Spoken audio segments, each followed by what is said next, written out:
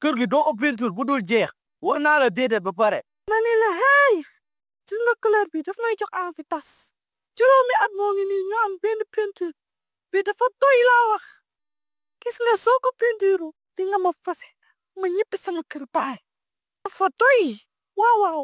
maam doo ci wax waxal ak moom ah waa baax na.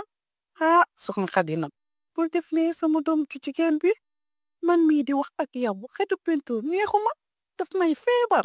voilà nag moo ngi noonu doo defaraat néeg bi da nga ñëw bëgg a rey ak xeet.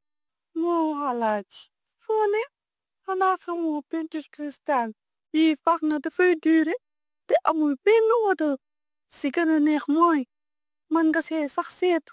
ale ndox sa bugguma nga sotti ko ci miir kaw miir bi laa la wax ay cë. A few moments later.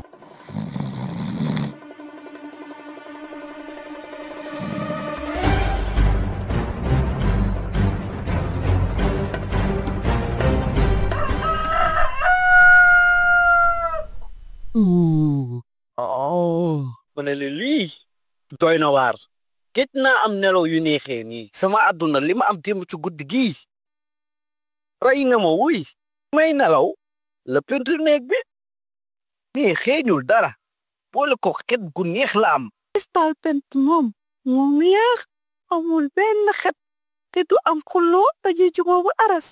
xam nga lan la ñuy def Cheikh génneel ma samay caleçon dama koy peinture.